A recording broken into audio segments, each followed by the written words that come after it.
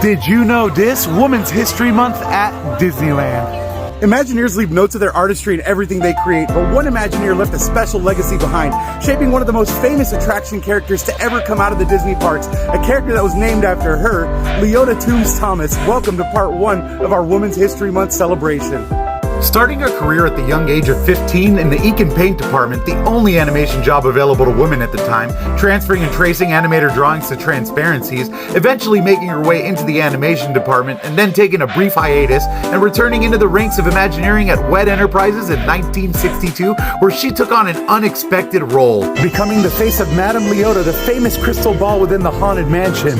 and the little Leota bride at the end of the ride. Her work was by no means limited to the mansion. She not only created and developed designs for the 64 to 65 World's Fair, but also helped shape many attractions across the park, including the Skyway, the Country Bear Jamboree, Pirates, Small World, the Tiki Room, and even great moments with Mr. Lincoln. In 1971, she was a part of the early Imagineering team for Walt Disney World, before returning to California to train artisans and figure finishers in her department in 1979. Named a Disney legend in 2009, and her daughter Kim Irvine credits her mom for her own Imagineering journey. She may not have a window on Main Street, but I'd beg to differ that seeing her face on Mansion is even better. Now, as always, like and follow for more Disneyland history.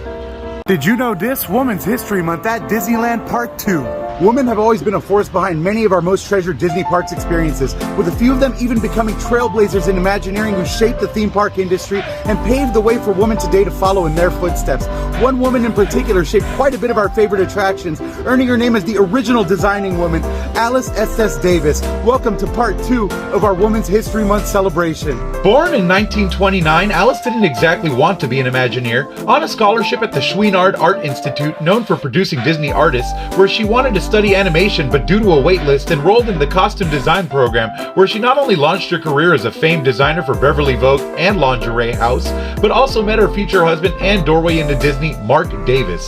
Starting her Disney career with some costume design for television programs, she eventually got the call for the parks, working closely with Mary Blair on costume designs for Small World. After that, her talents were put to more projects, such as Flight to the Moon, Carousel of Progress, and Pirates, actually saving the attraction at one point. She designed an animatronic costume manufacturing area and made quality control system and refurbishing technique for them that is still used to this day across the parks worldwide.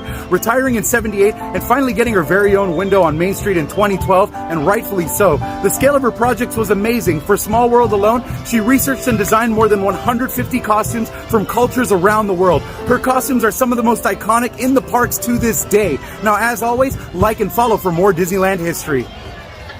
Did you know this? Women's History Month at Disneyland. From working on sets for the original Mickey Mouse Club to developing landmarks and park attractions for Disney theme parks, Harriet Burns, Disney's first female Imagineer, was there from the beginning. She worked on everything from movies to castles, mountains, and pirates, working shoulder to shoulder with men in the model shop, wielding saws, lathes, and sanders. She was still the best dressed employee in the department. Welcome to Part 2 of our Women's History Month celebration.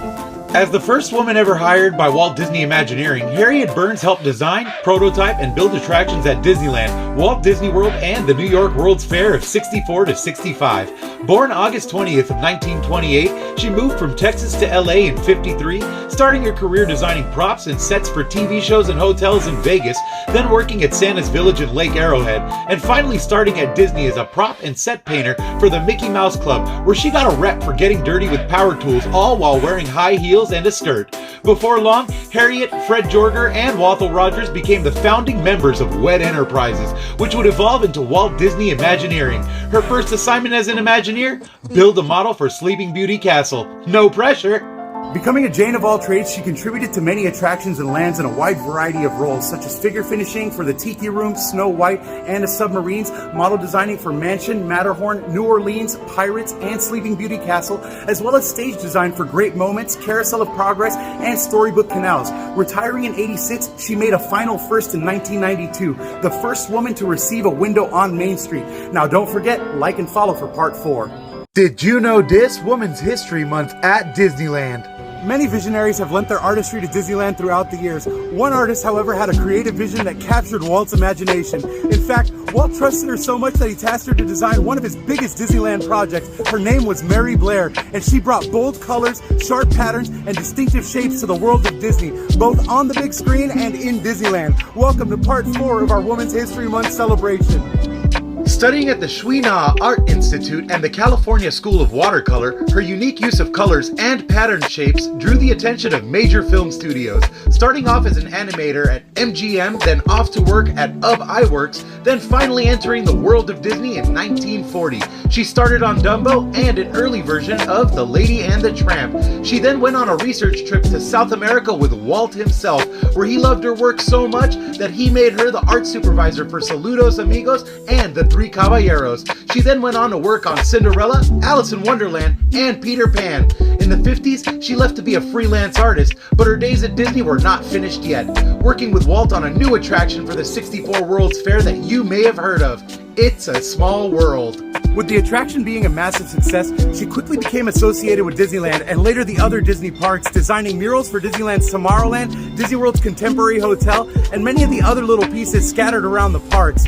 Honored with her very own window on Main Street in the Magic Kingdom, her style is still a big part of Disneyland. The murals in Tomorrowland have since been covered, but her art is still central to Small World.